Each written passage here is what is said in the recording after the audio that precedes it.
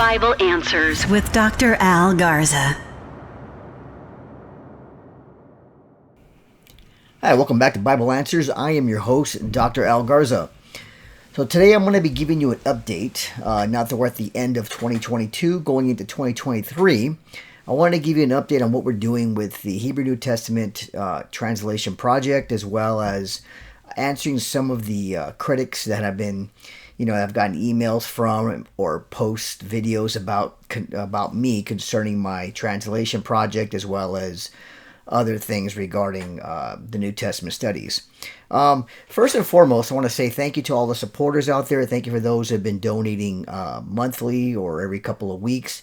It helps a great deal that we help get with the funding for these projects because for the most part, I do try to fund it myself. The Lord has blessed me to be able to fund a lot of these projects through my businesses and other things that I've done to put forward to this ministry. So, I'm able to do a lot of it, but any little donation you guys can give, as well as purchasing books and materials, goes right back to the ministry and right back to funding these projects. It does take a lot of time and money. But I want to thank you all for contributing.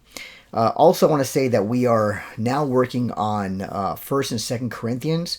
We finished Romans, which you can find on Amazon. So far we have the Gospel of John, the Gospel of Mark. We have the book of Hebrews. Now we have Romans.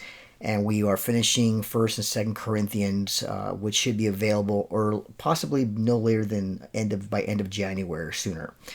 So look out for that. We'll be posting it on our website as well as through our Facebook page, which you can definitely follow and subscribe to when it comes to this channel, as well as looking at my website, dralgarza.org, for more updates and information. So again, thank you for that. Now, regarding this project, we get a lot of comments from people. We've had, people who thank us for doing this work that they say is not being done. And I don't know anybody who's really doing it to this depth of taking all the manuscripts that we have of the New Testament that were written and translated and copied into Hebrew, and then trying to do a textual comparison between them, and then translate them as best we can from the Hebrew into English with a textual variance at the bottom. So we're doing, I think, a work that I feel is important. It hasn't been; these manuscripts have not been really studied, again, because they're so new. I created a catalog of the manuscripts that I have personally located and found, and you can get that catalog of those manuscripts at my academia page.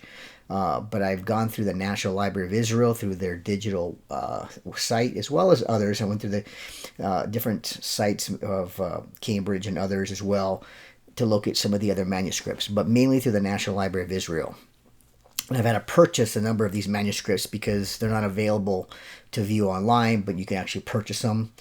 And there's still a number of them that have been cataloged but not scanned. So I haven't, been able to look at those yet. But the ones that I do have cataloged and the ones that I do have in my possession by the form of downloading PDF or purchasing them through the library themselves is what we're using to study.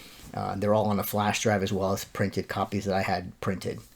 So we're doing the best we can to get them out as fast as we can. But we are doing something I think that is missing in scholarship, and that is recognizing that these are Hebrew New Testament manuscripts, handwritten, obviously by scribes. Many of them looks like Jewish scribes, based on how they're being written. And they weren't really known to have existed,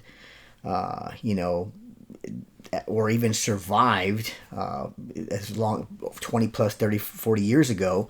If you ask any New Testament scholar, they'll basically tell you, well, we don't have Hebrew New Testament manuscripts. They don't either exist or they didn't survive and so forth.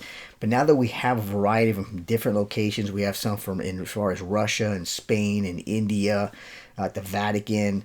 We have them, in France and Switzerland.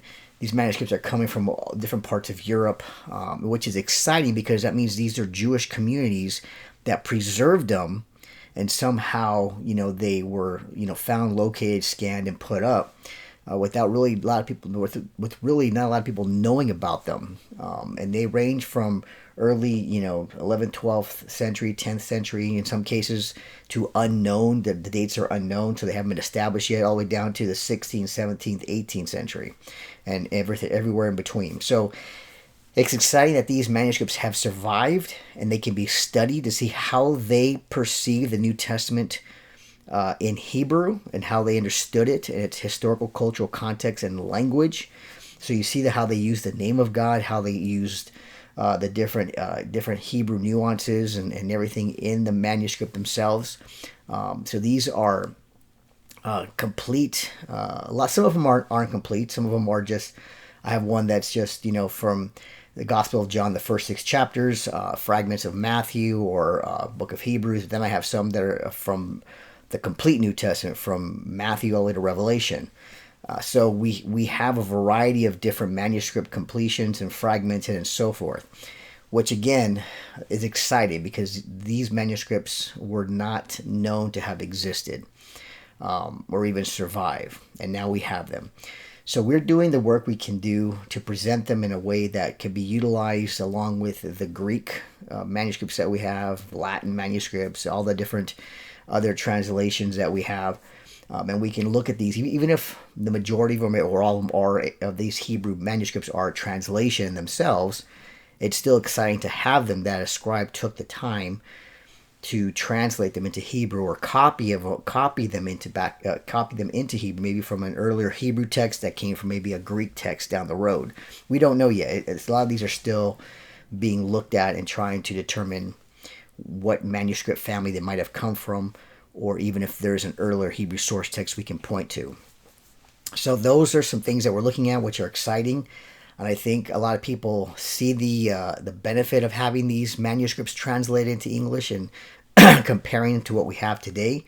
And we can see these things validate a lot of the early church beliefs regarding, the Trinity, the deity, the Messiah, and all these different things, the virgin birth. I get contact from Unitarians who criticize the manuscripts. Again, these Unitarians that like to criticize because these manuscripts refer to Jesus in the divine name and Adonai and all these things, they speak against the Unitarian belief.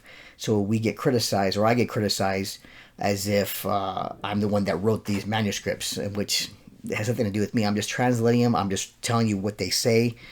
If you're a Unitarian or a non-Trinitarian, I didn't write them and I didn't produce them. So you have an issue. You have an issue with the scribe who copied it, translated it, however you want to look at it. So based on their tradition, they understood the text to mean a certain thing about the Messiah and so forth. But again, these Unitarians are not scholars.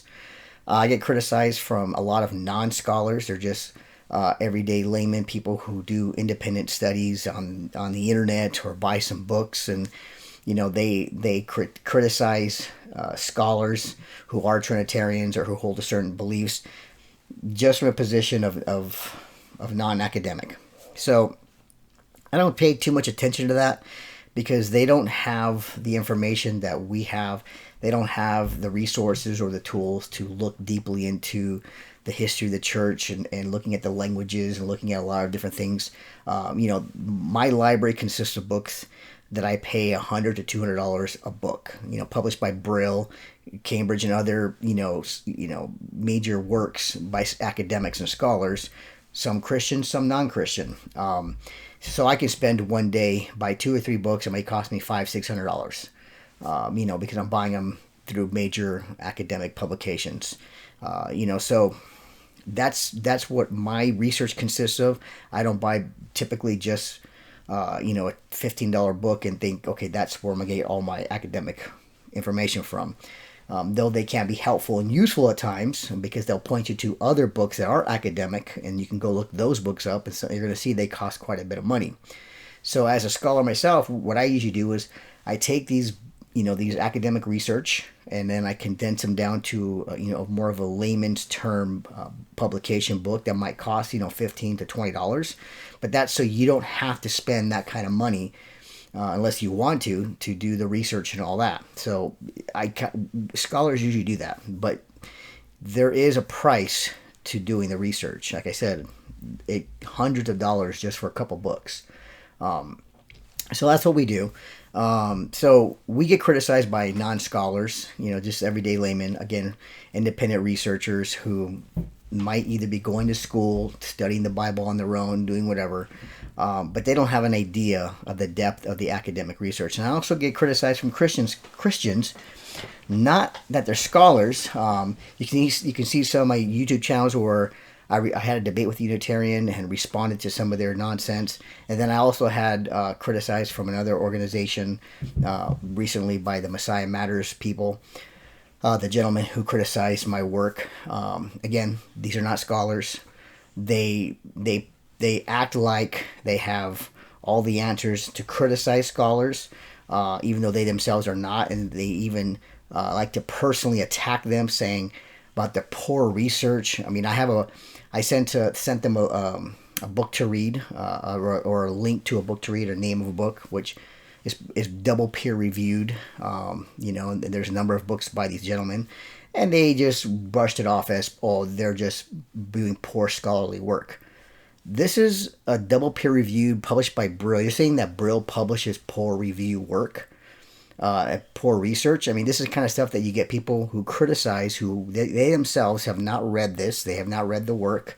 They have not done the homework, but they just pontificate this type of information and push it out there to people and give a lot of misinformation as if they have all the answers, and they don't. I think one of them has their master's and the other one is working towards a master's, but yet they act like they are the ones with all the answers, in the sense of they can just dismiss true academic scholarship that's been reviewed a number of times, written by good scholars, Israeli scholars. Whether they're believers or not, the research, the evidence is there. So this is what you usually will typically find. They will attack you personally. In fact, one of those gentlemen from Messiah Matters has a godlike complex, because he can tell you who is not a Christian, who is a Christian, just by looking at maybe a little bit of their work. And then he'll dismiss them as being, these aren't real Christians, they're not believers, and they're this. Again, that's fine. You want to play God? Go for it. These individuals and others like them typically are just out there trying to promote their channel. They dismiss scholarship they disagree with in a very belligerent way, criticizing other people who disagree with them, sometimes to the point of saying they're not Christians, and other times saying, oh, these are poor academic research. And they never talk to these individuals. They never reach out to them. They just simply dismiss them. And this is what you're going to find out there. So, and that's okay. I know the work that I'm doing. I know what I'm doing it for. I know the blessings that I have seen in my life for the work that I've done, that the Lord has continued to bless me with, and to be able to continue to do this full time on my own, and continue writing and researching. So it's doesn't really bother me, but you're going to see a lot of these things if you continue, if you as the viewers promote some of this material that we have done, or you see, you'll get that kind of feedback and dismissal of whatever it is. So be prepared for the attacks, because they do come, they do happen, even within the faith itself. Who people who don't know any better, they think that they're at a level that they're not. So it happens, but we're doing our best here. The most recent book that I put out recently is on Psalm 110, where the title is "The Lord Said To," and it's a question mark. This is a very short book. It's less than 100 pages. It was endorsed by Dr. Michael Brown, who's a friend of mine, a Semitic scholar. He actually wrote some things in the back of the book, which I have, and you can find that on Amazon. This deals with Psalm 110, which was a debate I had a few months back. And this kind of settles, to me at least, settles a lot of the debate on Psalm 110 regarding if it's Adonai or Adoni that the Lord was speaking to. You'll find this very useful in that discussion, because I guess Psalm 110 is the most quoted verse in the New Testament and referenced and so forth. So we want to know, how should we read Psalm 110:1, and what does it mean for believers to understand the deity of the Messiah, as well as the doctrine of the Trinity. And again, most Christian scholars are Trinitarians, obviously, and non-believers who are more liberal scholars are not Trinitarians, obviously, and of course Unitarians who follow that way of thinking from liberal scholars quote them a lot, and then they misquote Christian scholars tremendously to try and support their Unitarian view, or from non-Trinitarians. So it's amusing to me, and I've even had Dr. Michael Brown chime in on a tweet correcting a Unitarian, telling him, hey, you've misrepresented my position, so you need to, basically go back and read it again. And this is what happened in the debate as well. So again, we're going through a lot of different manuscripts right now with the Hebrew New Testament Project. I usually take time to do some other writings, like this short work here. I'm also doing, doing a paper series on the search for the language of the New Testament, which is going to be part of a larger work that I'm working on currently, another PhD in that field. My dissertation will be on that topic and subject. So I'm kind of preparing some materials now to finish my dissertation after about a little over a year. Currently, I'm working on a second master's at Colorado Christian University in biblical studies, and then that'll take me into the PhD process. So I'm doing it on the language, the search for the language of the New Testament, which will be used as my dissertation, as well as a printed version for normal people to read that don't want to pay that much for the dissertation, because it can cost over $100. So I'll be condensing that to a more readable format for people who want to have my dissertation in a more of a book format. So I got a lot of stuff going on this year, finishing up the New Testament translation project, working on another master's in biblical studies, as well as another PhD working in regards to my dissertation on the search for the language of the New Testament. So it's going to be a very busy year in 2023. But I'll still try to make as many videos as I can, and talk to as many people as I can. If you want to post your questions here, contact me. My email, I try to answer as best I can, as fast as I can. Sometimes I'm either doing other things, or I might be taking a break.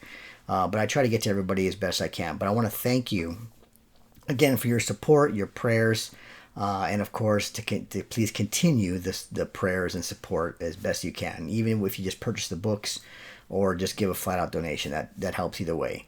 But I do want to say thank you to all my subscribers out there, and I hope that the Lord blesses you as well for this new year. And the Lord will continue to bless this ministry as well as he continue to do so through 2022 into 2023.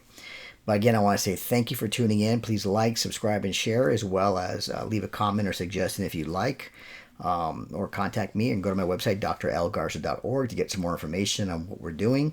But I want to say thank you, God bless, and we will talk to you soon. Bible Answers with Dr. Al Garza.